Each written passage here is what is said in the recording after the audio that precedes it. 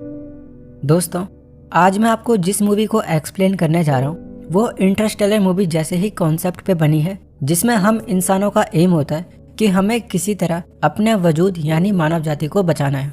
Movie की कहानी 2061 में सेट की गई है और ये मूवी हमें ये सोचने पर भी मजबूर कर देती है कि क्या सच में फ्यूचर में ऐसा हो सकता है, और अगर हाँ तो क्या इस मूवी में दिखाए गए तरीके से पृथ्वी को बचाया जा सकता है या नहीं। साथ ही हम इस बात की भी पुष्टि करेंगे कि इस मूवी में दिखाया गया तरीका किस हद तक प्रैक्टिकली या थ्योरेटिकली काम करेगा, क्योंकि जो आंसर है वो शायद आपको चौंका दे।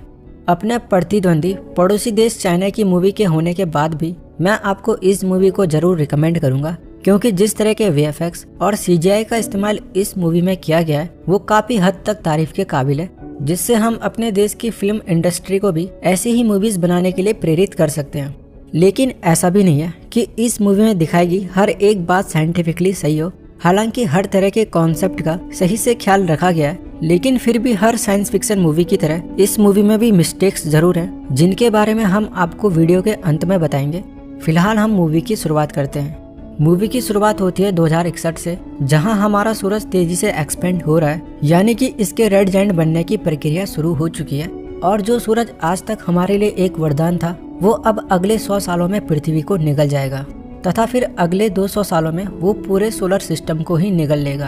अब इस समस्या से बचने के लिए तथा संपूर्ण मानव जाति को इस त्रासदी से बचाने के लिए सारे बड़े देश आगे आते हैं तथा यूनिफाइड अर्थ गवर्नमेंट का निर्माण करते हैं।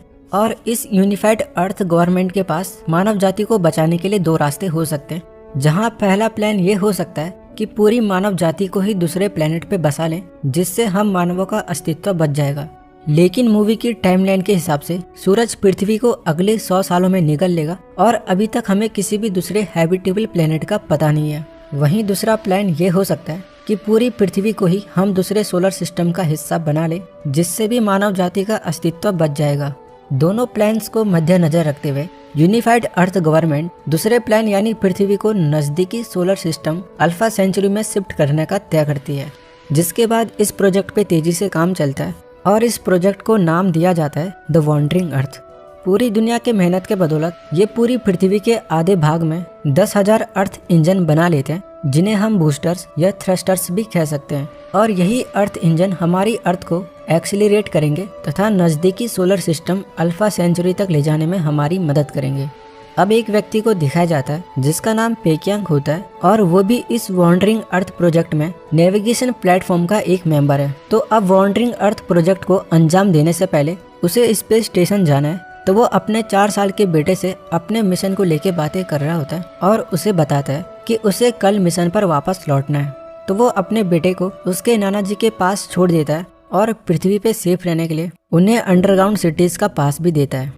अब अगले दिन पेकियांग स्पेस स्टेशन में वापस लौट जाता है और अपने मिशन को जारी रखता है। दरअसल यह स्पेस स्टेशन पृथ्वी से 1 लाख किलोमीटर की दूरी पर होता है तथा इसका काम होता है कि ये पृथ्वी को सही रास्ते के लिए नेविगेट करे। इस स्पेस स्टेशन का नाम होता है मॉस, और ये पूरी तरह AI यानी कि आर्टिफिशियल इंटेलिजेंस से लेस है। स्पेस स्टेशन में वापस लौटने के बाद सारे क्रू हाइपर स्लीप में चले जाते हैं। तो वहीं जब पृथ्वी पे जब इन 10,000 अर्थ इंजन को एक साथ स्टार्ट किया जाता है, तो पृथ्वी की रोटेशन यानी पृथ्वी अपने एक्सिस पे घूमना बंद कर देती है, जिसकी वजह से पृथ्वी को बूस्ट तो मिलती है, लेकिन इसके साथ ही भूकंप, तूफान तथा सुनामी भी आ जाती है। हालांकि मानव जाति ने पहले से ही इस खतरे से बचने के लिए अंडरग्राउंड सिटीज बनाई हुई होती है, लेकिन अंडरग्राउंड सिटीज में भी जब जगह नहीं रहती तो काफी पॉपुलेशन को बाहर ही रुकना पड़ता है, जिससे वो इस भयंकर त्रासदी का शिकार हो जाते हैं। लेकिन क्यू और उसके नाना जी को पेकियांग के दिए पास से अंडरग्राउंड सिटीज में एंट्री मिल जाती है, जिससे वो इस भयंकर त्रासदी से बच जाते हैं। अब कहानी शिफ्ट होती है इस सीन के 17 साल के बाद, जब हमारी अर्थ सौरमंडल के सबसे बड़े ग्रह यानी जुपिटर की ऑर्बिट में प्रवेश करेगा। दरअसल यूनिफाइड अर्थ गवर्नमेंट का प्लान होता है कि वो जुपिटर की ग्रेविटी का इस्तेमाल पृथ्वी के सफर को तेजी देने के लिए करेंगे, जिसे हम साइंस की भाषा में ग्रेविटेशनल पुल या स्लिंगशॉट कहते हैं। वहीं अब दिखाया जाता है कि क्यू अब बड़ा हो चुका है और वो हैवी ट्रक ड्राइवर भी बन चुका है। क्यू और उसकी छोटी बहन हैन पृथ्वी की सरफेस को देखने के लिए काफी क्यूरियस होते हैं, इसीलिए वो अपने नाना जी का पास तथा थर्मल सूट को चोरी कर पृथ्वी की सरफेस देखने के लिए निकल जाते हैं। जब वो पृथ्वी की सरफेस में आते हैं तो पाते हैं कि पृथ्वी की सूरज से दूरी तथा सूरज की रेड जाइंट बनने की प्रक्रिया शुरू होने से पृथ्वी का तापमान अब -84 डिग्री तक पहुंच चुका है। पास में ही वो एक बड़े अर्थ इंजन को देखते हैं और इसी तरह के 10,000 अर्थ इंजन पूरी पृथ्वी पे बनाए गए हैं जो कि अर्थ को एक्सीलरेट कर रहे होते हैं। क्यू और उसकी बहन हैन नाना जी के चुराए गए पास से व्हीकल भी चुराने में कामयाब हो जाते हैं और पृथ्वी को एक्सप्लोर करने लगते हैं। लेकिन उनकी ये फ्रीडम राइड ज्यादा दूर तक नहीं चलती तथा फेक पास यूज करने के जुर्म में इन दोनों को जेल में डाल दिया जाता है, जिसके बाद इनके नाना जी इनको छुड़ाने आते हैं और वो पुलिस को घूस देने लगते हैं, जिससे पुलिस उन्हें भी जेल में डाल देती है। यहीं पे उन्हें टिम नाम का एक और लड़का मिलता है जो कि पहले से ही जेल में था।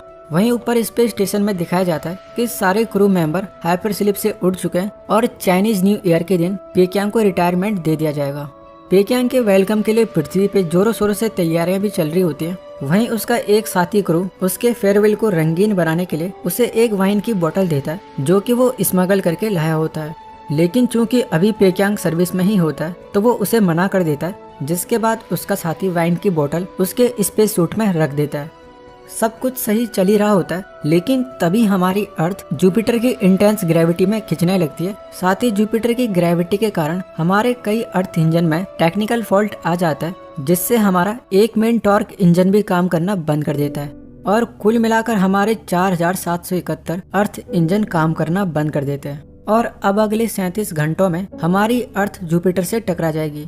इधर जुपिटर की ग्रेविटी के कारण पृथ्वी में भूकंप आने लगता है और जेल में कैदियों को छुड़ा दिया जाता है। ये भूकंप इतना भयानक होता है कि पृथ्वी की सतह में लैंडस्लाइड होने लगते हैं। जेल से निकलने के बाद ये चारों यानी क्यू, हैन, उनके नाना जी तथा टिम जो कि पहले से ही जेल में था, ट्रक लेकर यहाँ से निकल जाते हैं। बाहर भयंकर लैंडस्लाइड में इनके ट्रक के ऊपर बर्फ के पहाड़ गिरने लगते हैं। वहीं ऊपर स्पेस स्टेशन में पृथ्वी के पल पल की जानकारी मॉस क्रूज को देता रहता है, जिसके बाद पेक्यांग क्यू के नाना जी को कॉल करता है और उसे पता चलता है कि ये सब एक ही ट्रक में है। पेक्यांग उन्हें पास में एक सेफ जगह बताता है और जब वो उस सेफ जगह को जा रहे होते हैं तो रास्ते में ही उन्हें कुछ मिलिट्री पर्सनल्स मिलते हैं जो इनसे मदद की मांग करते हैं कि वो लाइटर कोर को 01 अर्थ इंजन तक ले जाने में इनकी सहायता करे। दरअसल इस लाइटर कोर से अर्थ इंजन स्टार्ट होता है और जो ड्राइवर इस लाइटर कोर को लेके जा रहा था उसने इस लाइटर कोर को पहाड़ी में गिरने से बचाने के लिए पहले ही अपने ट्रक को इससे डिटैच कर लिया था, जिससे लाइटर कोर तो बच जाता है लेकिन उस ड्राइवर की पहाड़ी में गिरने से मौत हो जाती है। तो अब इन्हें बेसिकली एक ड्राइवर की जरूरत होती है जो इस लाइटर कोर को 01 अर्थ इंजन तक पहुंचा दे। पहले तो क्यू के नाना जी इस काम के लिए मना कर देते हैं, लेकिन चूंकि ये 3.5 बिलियन लोगों का सवाल है तो वो इस काम के लिए राजी हो जाते हैं। ऊपर स्पेस स्टेशन में अपने बेटे को लेके परेशान पेक्यांग जब क्यू के नाना जी को कॉल करता है तो उससे सारी सिचुएशन मालूम पड़ती है, जिसके बाद पेक्यांग आर्मी पर्सनल से रिक्वेस्ट करता है कि वो उसकी फैमिली को वापस घर जाने दे। लेकिन आर्मी पर्सनल उसे बताते हैं कि लाइटर कोर को अर्थ इंजन तक लेके जाना जरूरी है, इसीलिए उन्हें क्यू के नाना जी की जरूरत तो पड़ेगी, लेकिन वे उसके बच्चों को घर जाने दे सकते हैं। जिसके बाद पेक्यांग अपने बेटे क्यू से बात करने की कोशिश करता है, लेकिन क्यू अपने पिता से एक तंजे लहजे में बात कर कॉल को डिस्कनेक्ट कर देता है। और जब वे सबके सब शंघाई शहर पहुंचते हैं तो क्यू के नाना जी बहुत इमोशनल हो जाते हैं, क्योंकि वो उनका शहर था जो कि अब पूरी तरह बर्बाद हो चुका है।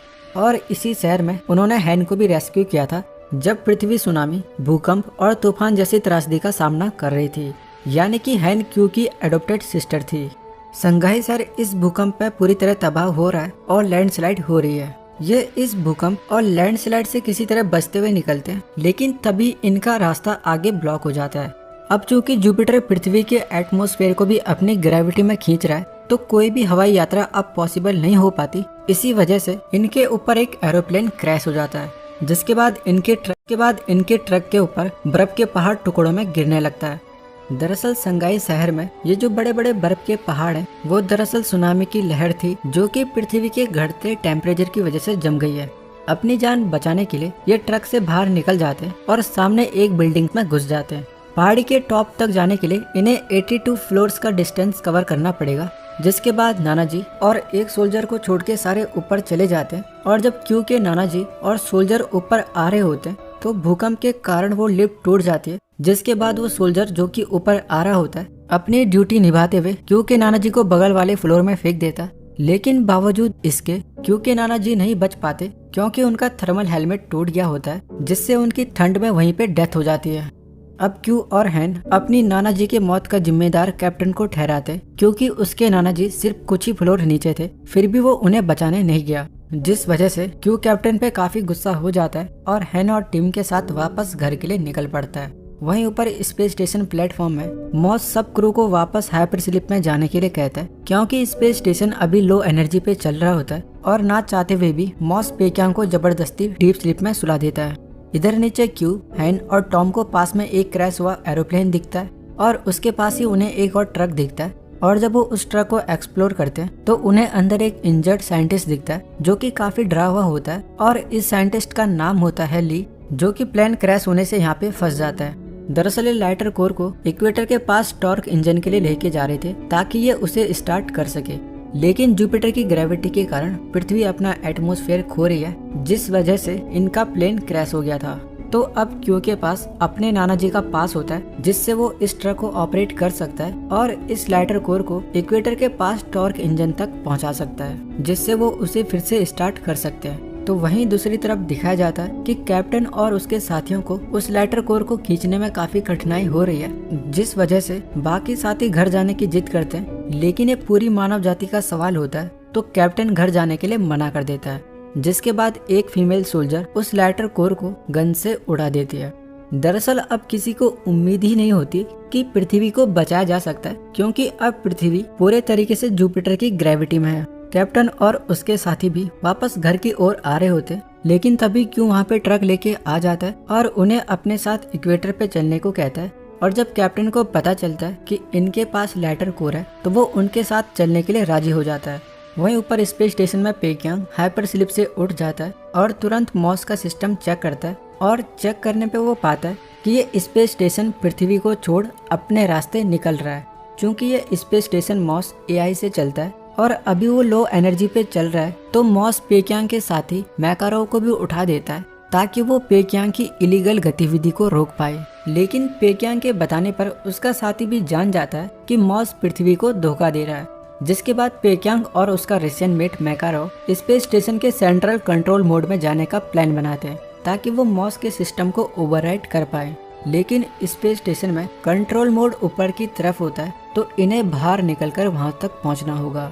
स्पेस सूट से कवर जब ये कंट्रोल रूम में जाने की कोशिश कर रहे होते हैं, तो मॉस इनकी इलीगल एक्टिविटी को रोकने के लिए इन पे हमला कर देता है। हालांकि मॉस के ऐसा करने के पीछे भी एक रीजन होता है, जो कि आपको कुछ ही देर में पता चल जाएगा। स्पेस स्टेशन मॉस इन पे लगातार हमला कर रहा होता है और इसी हमले में पेक्यांग का साथी मैकारो मारा जाता है। वहीं इधर पृथ्वी में ये 10 घंटों के सफर के बाद फाइनली जब इक्वेटर के पास पहुंचते हैं, तो पाते हैं कि इनसे पहले ही किसी और रेस्क्यू टीम ने लाइटर कोर के सारे अर्थ इंजन शुरू कर दिए हैं। वहीं ऊपर स्पेस स्टेशन में पेक्यांग हमले से बचते हुए कंट्रोल रूम में एंटर कर जाता है और मैनुअल राइट करने के लिए कमांड देता है, लेकिन मॉस उसे ओवरराइड नहीं करने देता तथा उसे बताता है कि मॉस कभी भी पृथ्वी से दूर नहीं जा रहा था, बल्कि वो UEG यानी कि यूनिफाइड अर्थ गवर्नमेंट के निर्देशानुसार ही काम कर रहा था। दोस्तों, अब आगे बढ़ने से पहले UEG के प्लान के बारे में जान लेते हैं।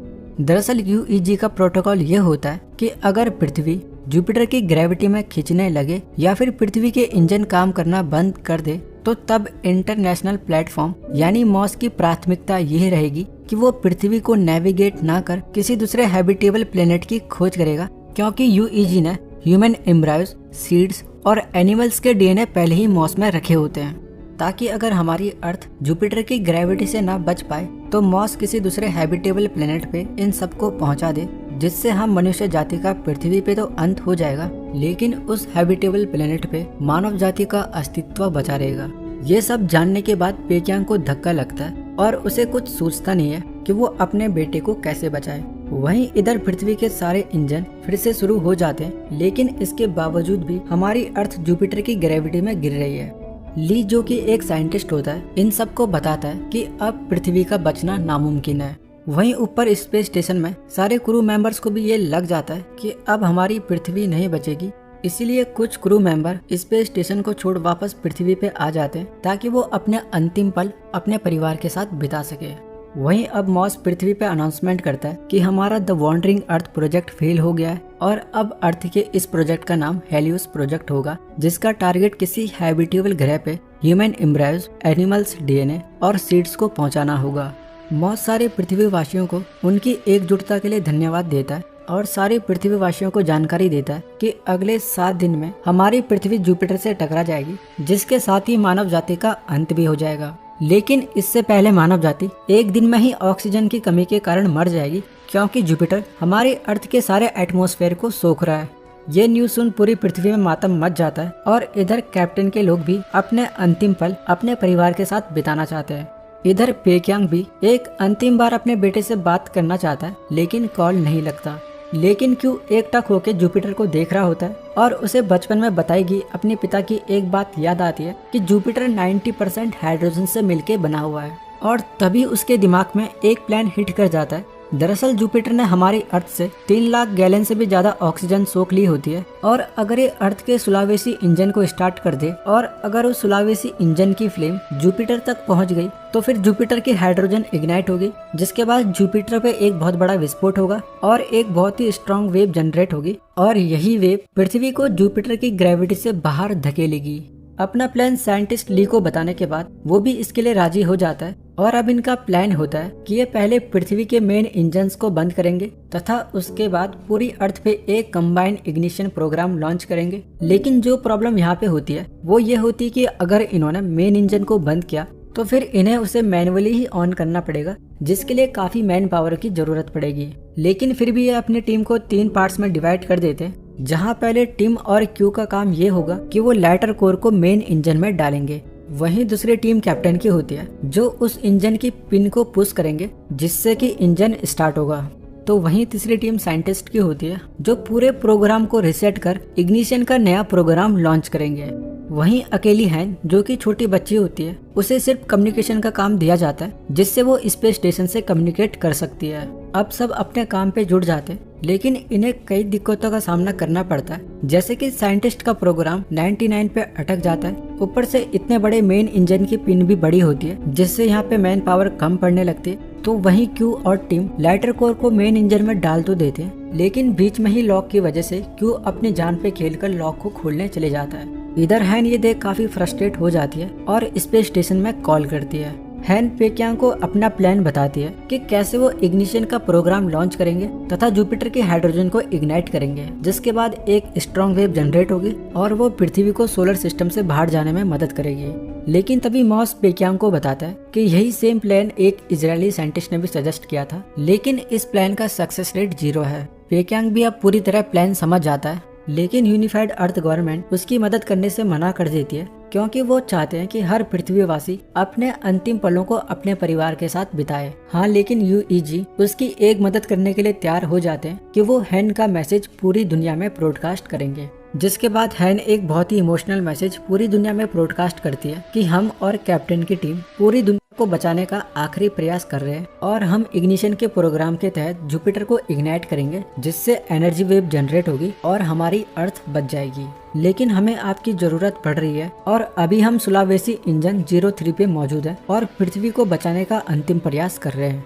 और इसी मैसेज के साथ हैन अपना ब्रॉडकास्ट खत्म करती है। छोटी बच्ची द्वारा इतना इमोशनल मैसेज सुनने के बाद सारे देशों की रेस्क्यू यूनिट जो कि हिम्मत हार के घर जा रहे थे, वापस से इनकी मदद के लिए आ जाते हैं। तब तक जैसे तैसे क्यू लॉक को भी खोल देता है और बाकी देशों की रेस्क्यू यूनिट भी इनके साथ यहाँ पे मदद करने के लिए आ जाती है और वो पिन को साथ में पुश करने में इनकी मदद करते हैं। इधर साइंटिस्ट का भी प्रोग्राम चालू हो जाता है, जिसके बाद मेन इंजन चालू हो जाता है और सारे पृथ्वीवासियों में खुशी की लहर दौड़ पड़ती है।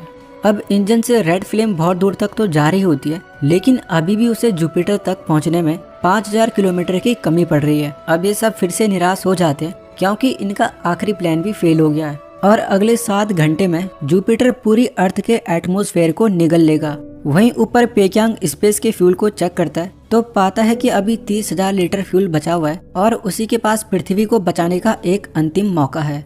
उसका प्लान होता है कि वो स्पेस स्टेशन को जुपिटर से टकराएगा, जिसके बाद हाइड्रोजन इग्नाइट होगी और फिर वेव जनरेट होने से पृथ्वी बच जाएगी।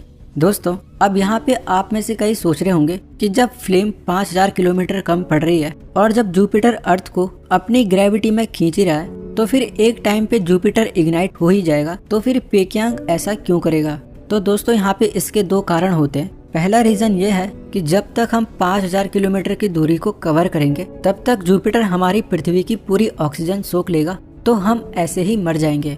और दूसरा रीजन ये है कि अगर थोड़ी सी भी मात्रा में पृथ्वी पे ऑक्सीजन बच गई तो फिर जो स्ट्रॉन्ग वेव जनरेट होगी वो पृथ्वी पे जीवन का नामो निशान मिटा देगी। तो बेहतर यही है कि जितनी दूर से हाइड्रोजन इग्नाइट हो सके उतनी ही दूर से हाइड्रोजन को इग्नाइट करे।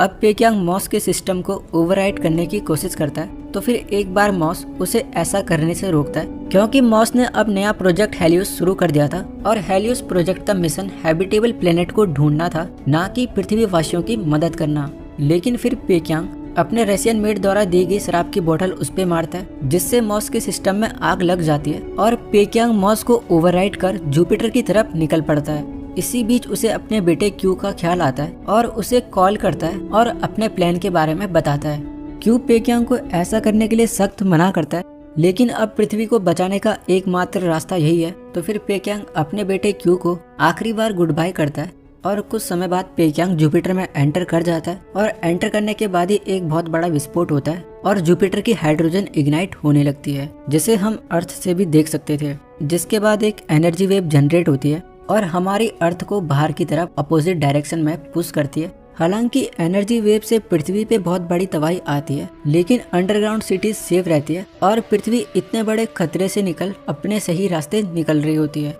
और मूवी के अंत में दिखाया जाता है कि पृथ्वीवासी अंडरग्राउंड सिटीज में हंसी खुशी रह रहे हैं और पृथ्वी अभी भी अपना सफर तय कर रही है और पृथ्वी का ये सफर पूरा 4.2 लाइट ईयर का होता है। साथ ही क्यू अब एक जूनियर ड्राइवर बन चुका है और उसे सब रिस्पेक्ट की नजरों से देख रहे होते हैं और यहीं पे कहानी का अंत होता है। द वॉन्डरिंग अर्थ एक चाइनीज साइफाई एडवेंचर मूवी है और मैंने मूवी की शुरुआत में ही आपको इसे देखने के लिए रिकमेंड करा था। अगर आप साइंस फिक्शन मूवीज देखना पसंद करते हैं तो आपको ये स्ट्रांगली रिकमेंडेड है। खैर, जैसा मैंने मूवी की शुरुआत में ही कहा था कि हर साइंस फिक्शन मूवीज में त्रुटियां होती है, हालांकि हमें इनसे सीखने को भी बहुत कुछ मिलता है। तो आइए अब इस मूवी में दिखाए गए कॉन्सेप्ट पे बात करते हैं। सबसे पहले तो मैं आपको क्लियर बता दूं कि हमारा सूरज 5 बिलियन ईयर्स के बाद ही रेड जायंट में तब्दील होगा और इस मूवी को काफी रिसर्च करके बनाया हुआ है, जिसमें हर कॉन्सेप्ट का सही तरीके से ख्याल रखा गया है। लेकिन फिर भी इसमें हमारे मून को लेकर कुछ भी नहीं दिखाया गया है। हालांकि मूवी की शुरुआत में एक झलक मून की जरूर देखने को मिलती है, लेकिन पूरी मूवी में कहीं भी मून का जिक्र सुनने को नहीं मिलता है। दरअसल इस मूवी में मून का रोल वैसे ही पूरी तरह खत्म हो गया है, क्योंकि अर्थ इंजन ऑन करने के बाद पृथ्वी अपने एक्सिस पे घूमना बंद कर देती है और समुद्रों का पानी पूरी सिटीज में भरा हुआ है और एब्सोल्यूट जीरो टेम्परेचर में पानी बर्फ में जम चुका है। तो यहाँ पे मून का रोल ऐसे ही खत्म हो जाता है, क्योंकि मून का मेन रोल पृथ्वी को अपने एक्सिस पे एक सही टिल्ट जो कि 23.5 डिग्री होता है के साथ घुमाना होता है। हमारे चांद का सेकंड बिग रोल ओशन में टाइड्स यानी ज्वार लाना होता है और इस मूवी में पृथ्वी के सतह का पानी बर्फ में बदल चुका है। मून का तीसरा बड़ा रोल क्लाइमेट कंडीशन को फ्रेंडलियर बनाना होता है, या फिर कई वेदर चेंजेस में मून का बड़ा रोल होता है। लेकिन इस मूवी में अर्थ का टेम्परेचर सूर्य से दूरी के कारण ऑलरेडी -84 डिग्री पहुंच चुका है, तो यहाँ पे मून के सारे रोल वैसे ही खत्म हो जाते हैं। लेकिन जो सबसे बड़ी बात इस मूवी में मिसिंग है वो ये है कि मून आखिर गया कहाँ, क्योंकि मून हमारा नेचुरल सैटेलाइट है और अगर हम पृथ्वी को अपनी जगह से मूव कर रहे हैं तो हमारा मून भी ऑटोमेटिकली अपनी ऑर्बिट चेंज करता रहेगा।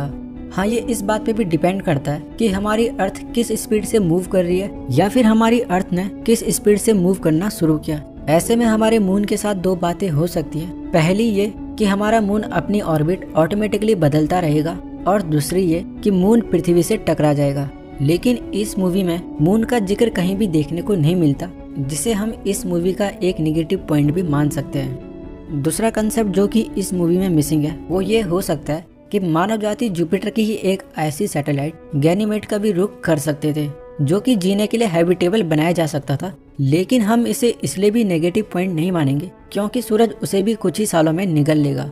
अब बात करते हैं मेन क्वेश्चन की, जो कि आपके दिमाग में जरूर उठा होगा, और वो ये है कि क्या ऐसा होना पॉसिबल है, यानी कि पृथ्वी को अपनी जगह से मूव कर पाना पॉसिबल है या नहीं।